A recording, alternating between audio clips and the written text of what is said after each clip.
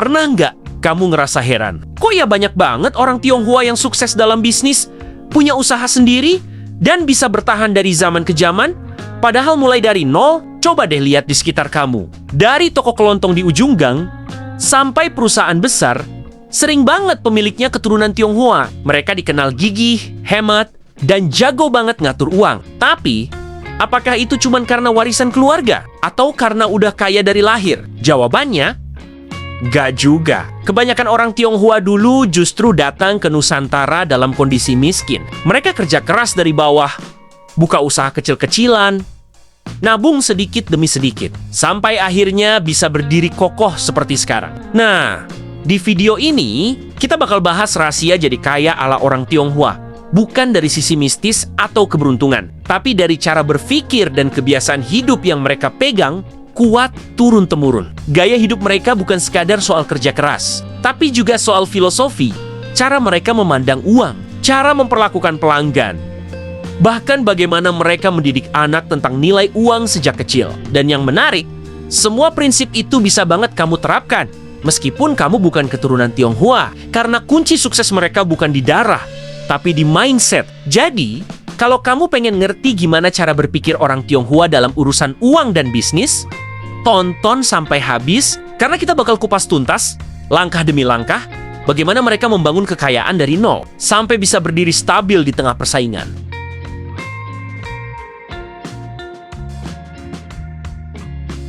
Orang Tionghoa punya pepatah klasik, siapa yang bisa menelan kepahitan hidup, dialah yang akan jadi orang di atas. Filosofi ini mungkin terdengar sederhana, tapi maknanya dalam banget. Bagi orang Tionghoa, kekayaan bukan soal hoki atau nasib baik, tapi soal seberapa kuat kamu tahan menghadapi susah. Dari kecil, anak-anak Tionghoa udah dididik buat nggak manja. Kalau punya toko keluarga, mereka dilibatkan dari kecil, bantu jagain kasir, bersihin rak, atau melayani pembeli. Bukan karena pelit tenaga kerja, tapi karena mereka mau anaknya ngerti susahnya cari uang. Kebiasaan ini melahirkan mental pejuang. Ketika mereka dewasa, mereka nggak takut mulai dari nol. Nggak gengsi, jualan. Nggak minder kalau usaha masih kecil. Karena mereka paham, semua besar itu dimulai dari kecil. Dan satu hal penting, mereka nggak suka pamer. Beda sama gaya hidup konsumtif yang sekarang sering dianggap keren, orang Tionghoa lebih suka diam-diam kaya. Buat mereka, uang itu alat, bukan panggung. Filosofi kerja keras ini juga ditopang nilai lain. Uang bisa habis, tapi ilmu dan reputasi enggak. Makanya, mereka belajar terus. Entah itu tentang cara dagang, ngatur keuangan, atau memahami pelanggan. Bahkan, mereka percaya kalau jatuh sekali, nggak apa-apa. Yang penting belajar dari situ dan bangkit lagi. Jadi kalau kamu pengen kaya ala orang Tionghoa, mulai dari sini dulu. Kuatin mental tahan banting. Karena tanpa itu, semua teori finansial bakal percuma. Kekayaan sejati bukan di saldo rekening, tapi di kemampuan kamu buat tetap jalan walau lagi susah. Rahasia pertama, hemat, tapi cerdas. Ada satu kebiasaan orang Tionghoa yang udah legendaris banget.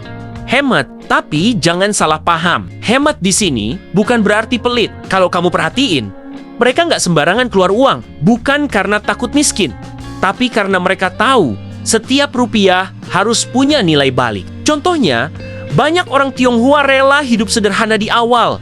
Nggak gengsi makan di warung biasa, naik motor, atau tinggal di rumah kecil, demi bisa kumpulin modal usaha. Mereka percaya uang harus diputer, bukan dihabisin. Bedanya dengan orang kebanyakan, kita sering mikir kalau kerja keras, ya harus dinikmati dong. Sementara orang Tionghoa mikir, kalau kerja keras, ya harus diputer, biar tumbuh. Mereka punya kebiasaan nyimpen 20 hingga 40% dari penghasilan buat investasi atau modal baru. Jadi, nggak heran kalau dalam 10 tahun, mereka bisa punya usaha sendiri. Sementara orang lain masih di fase gaji habis sebelum tanggal tua. Tapi hemat mereka bukan buta. Mereka tahu kapan harus keluar uang besar. Misalnya buat pendidikan anak, kesehatan, atau beli aset produktif. Kalau buat gengsi, mereka bakal pikir 1000 kali. Intinya, hemat yang cerdas itu bukan menahan diri tanpa arah, tapi menunda kesenangan demi masa depan. Rahasia kedua, mindset uang harus bekerja untuk kita. Kalimat ini sering banget jadi kunci. Orang kaya nggak kerja demi uang, tapi bikin uang kerja buat mereka. Bagi orang Tionghoa, uang bukan cuma alat tukar, tapi juga alat tumbuh. Makanya, begitu mereka punya simpanan, pikiran pertama mereka bukan beli barang, tapi buka usaha. Bahkan, toko kelontong sederhana aja bisa jadi awal dari imperium bisnis keluarga. Dari kecil, mereka lihat gimana orang tuanya pakai uang bukan buat belanja, tapi buat nambah stok barang renovasi toko atau buka cabang baru. Prinsipnya sederhana. Uang yang diam itu mati, uang yang berputar akan melahirkan uang baru. Selain itu, mereka nggak tergantung pada satu sumber penghasilan. Banyak keluarga Tionghoa punya beberapa aliran rezeki, toko, kontrakan, investasi emas, saham, dan sebagainya. Jadi kalau satu bisnis turun, masih ada penopang lain. Dan menariknya, mereka lebih percaya investasi nyata ketimbang spekulasi. Mereka suka hal-hal yang bisa dilihat, disentuh, dan dikontrol. Itulah kenapa banyak yang terjun di sektor real seperti perdagangan, properti, dan manufaktur. Kalau kamu pengen niru, mulai dari kecil aja, belajar buka usaha, jual jasa, atau cari cara supaya uangmu bisa muter. Karena kalau uangmu cuma disimpan, lama-lama nilainya turun dimakan inflasi. Rahasia ketiga, jaga relasi, bukan sekadar transaksi.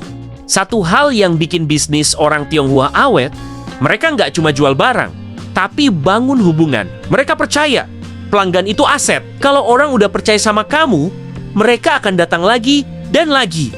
Bahkan tanpa perlu promosi besar-besaran. Coba aja lihat toko-toko lama yang udah puluhan tahun berdiri. Rahasia mereka bukan di harga termurah, tapi di kepercayaan. Mereka ingat nama pelanggan, ngerti kebiasaan belanja, dan jujur dalam berdagang. Kalau ada barang rusak, mereka ganti. Kalau janji, ditepati. Itulah yang bikin pelanggan loyal. Bahkan di komunitas, mereka juga kuat banget dalam hal jaringan. Mereka saling bantu antar sesama. Ada yang bantu modal, ada yang bantu koneksi, bukan karena nepotisme, tapi karena mereka paham nilai dari gotong royong ekonomi. Makanya, buat kamu yang pengen kaya ala orang Tionghoa, jangan cuma fokus ke uang, tapi juga ke hubungan. Bangun kepercayaan, jagain reputasi. Karena di dunia bisnis, reputasi itu mata uang kedua setelah uang asli.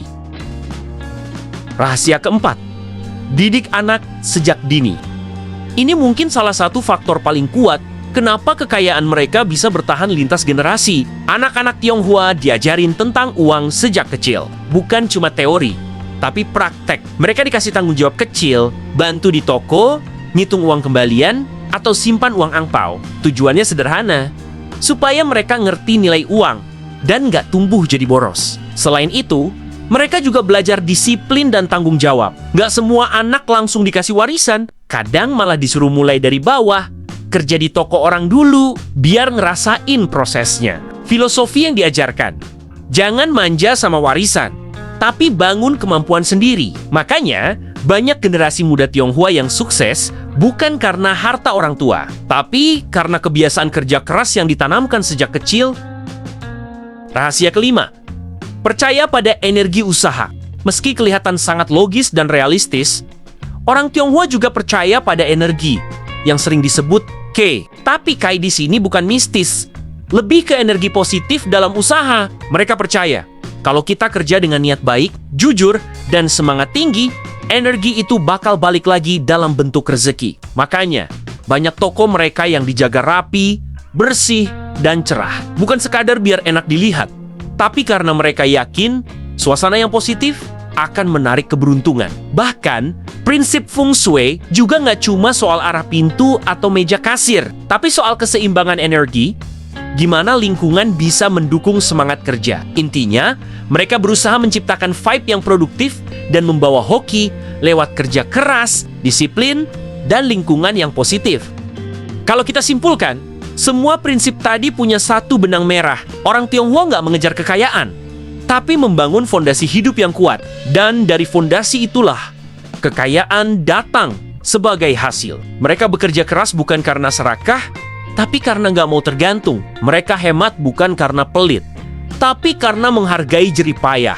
Mereka jaga hubungan karena tahu rezeki itu sering datang lewat orang lain. Kalau kamu bisa meniru nilai-nilai itu, tanpa harus jadi orang Tionghoa, kamu juga bisa membangun kekayaanmu sendiri dengan cara yang sehat dan berkelanjutan. Jadi, pelajaran dari mereka sederhana, tapi dalam. Kerja keraslah tanpa pamrih. Gunakan uang dengan cerdas. Bangun reputasi dan kepercayaan. Jangan berhenti belajar. Dan selalu tanamkan nilai hidup yang baik ke generasi berikutnya. Karena pada akhirnya, menjadi kaya ala orang Tionghoa bukan soal jumlah uang di tangan, tapi soal karakter dan kebijaksanaan dalam mengelola hidup.